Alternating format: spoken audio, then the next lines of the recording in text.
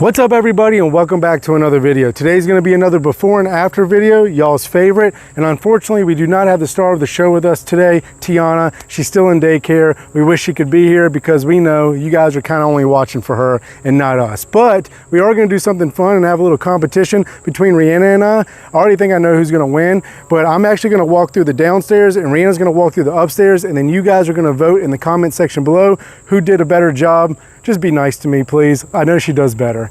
But anyway, this house is 4 bedrooms, 2 bathrooms, 2,700 square feet, and we're gonna be asking $240,000 for it. Today is Friday. This video will be going up on Sunday, and then the house will be listed on Monday.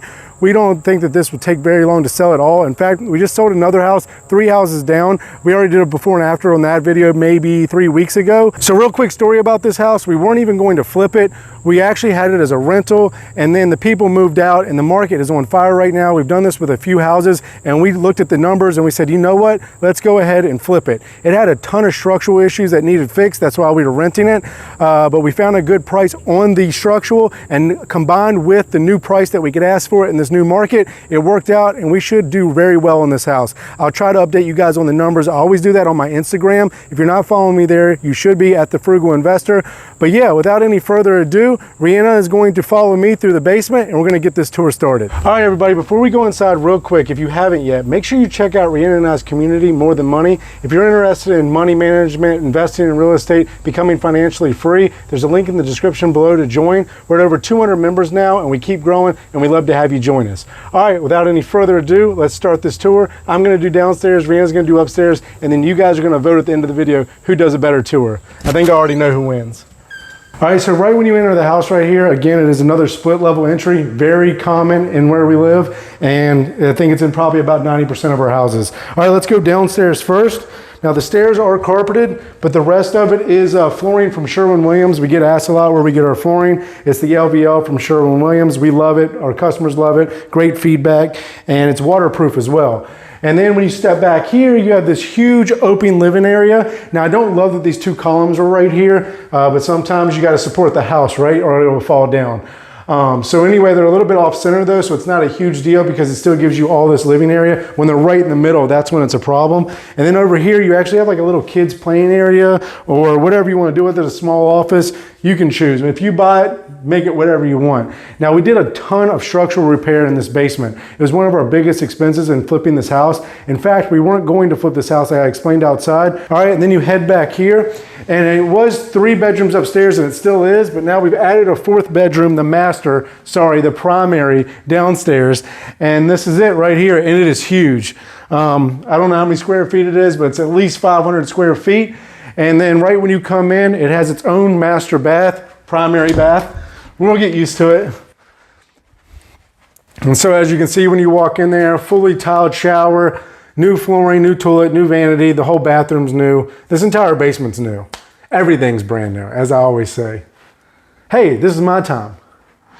All right, and then over here, again, weird to me, and we keep doing this, but nobody's complaining so far, is the laundry room inside of the primary bedroom. I guess it has its pros and cons.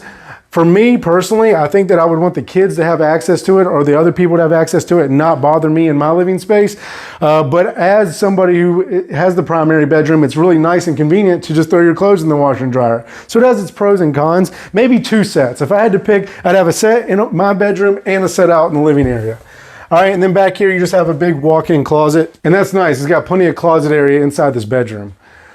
All right, and that will kind of wrap up downstairs. So I'm gonna switch the mic off now to Rhianna, my better half, and then you guys can vote and see who did a better job of this walkthrough. You better not vote for Rhianna on my own channel. Now it's my turn to show you the upstairs, and upstairs is the kitchen, which is my favorite part, so I'm excited that I didn't miss out on showing you that.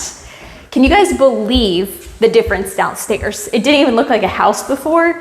Absolutely incredible. And the same thing goes for upstairs, because upstairs, as you remember, was completely unfinished before. Paint was falling off the walls. There was no good flooring in. It just looked really bad. So as you can see, all new paint, all new floors, everything looks better, new ceiling fan and lighting. It's the same layout. The layout wasn't really changed up here, but it just looks so much better. And then our living room leads us straight into the brand new kitchen. I love this kitchen. I absolutely love the granite, the white cabinets, and I'm obsessed with this gray subway tile that's been going in all the houses lately. And then you have some nice windows to give you natural light into the kitchen. Also, single basin sink that gives 10 out of 10 for me because I love single basin sinks much better than the doubles. And I do love this sink and faucet set as well. There's a button missing that will be fixed. If you noticed it, it'll be fixed before the people move in or buy this house. So it just fell off. Alrighty, so we'll go ahead and show you the backyard before we head on over to all the bedrooms. The backyard, I would want to say the backyard is the biggest difference that there's been in this house, but actually the whole house has been renovated so much that I can't really say that. So brand new big back deck, perfect for gathering, eating, cooking, grilling, whatever you want to do. And then there was a pool here before. I know you guys must remember that from our first walkthrough. There was a big in-ground pool. It is completely filled in now and gone, as you can see. And then that building back there, we actually wanted to just knock down, but it didn't make sense for the ROI. It would have cost more to knock it down than it would have added value to the house. And the people who move in might want it. So that's just been left, even though it is kind of ugly. But good sized yard, and now it's pretty level, which is awesome because this house is on a hill. So to have a nice flat backyard is such a pro. All right, we're gonna head straight over to the bedrooms now. Like John said, there was the primary bedroom and bathroom downstairs, but up here we have 3 bedrooms and a bath. So first we're gonna go into the bathroom. Very nice gray and white theme. Sorry to those who hate it, but I just think it looks so clean and nice. This is the same tile that was downstairs. I love it, and it also has a built-in like downstairs, so that's nice, very convenient. And same kind of theme going on. Then we'll head into the bedrooms. First, we have this one. This is the biggest one. It would be the primary if there was not a bedroom downstairs. So this is the biggest room. Whoever wants this room would have to call it first. And there's 2 closets in here, which is awesome. Very big closets. And then we're gonna head into the second and third bedrooms. So bedroom number 2, very nice. I actually think this is kind of cool.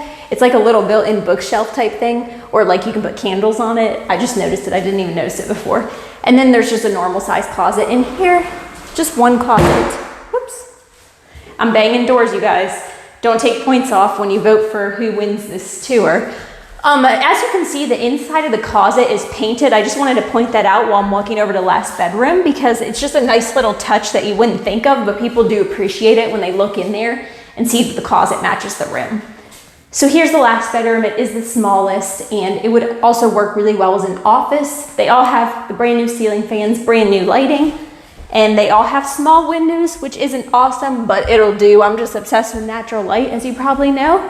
And on that note, I've showed you the upstairs. Vote below right now who won the tour giving, and I'm gonna give John the camera to close this out in the kitchen for you guys. All right, everybody, well, that'll wrap up the tour. But as always on these videos, I like to leave you with some type of information or knowledge in case you're ever interested in doing this yourself. And one of the most popular questions I get is, John, how can I get started? And my answer always is wholesaling. If you don't know what wholesaling is, I'm going to give you a brief description. It's essentially when you go out and find properties for other investors. That sounds a little bit like bird dogging or just finding the house, and that's true. So you're not going to get paid as much for that, but you're also going to need to do your research on that house, figure out who the owners are, get a price together, get them in contract, and then bring that entire contract to an investor. And you've already done all the due diligence and the footwork, and that investor will pay you a fee or an assignment contract fee for that. And this can be as high as 10, 20, 30, 100, $200,000 depending on the area you live in.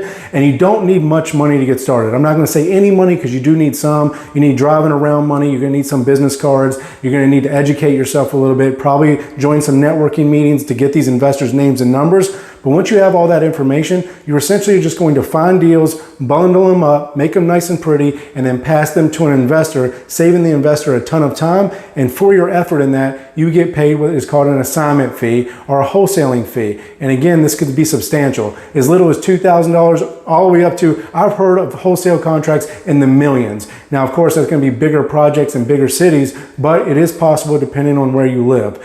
So wholesaling is definitely the way I would get started. If you don't know anything about it or you want to learn more about it, I don't have a course yet. I would love to do one on it, but I have taken one or many, and this is probably the best one I've ever taken. It's by Daniel Clayman. It's tagged below in the description. It's through Rehab Valuator, and you should definitely take it. It's very inexpensive. It's very thought out. It's very easy to understand. Again, I actually went through the whole thing myself. I'll never pitch you guys anything that I haven't taken myself or don't believe in. So go check that out. The link again is in the description below, and I hope it helps you guys. If you have any questions on it, comment them below in this video or just DM me on Instagram, again at The Frugal Investor. And again, I hope it helps you guys.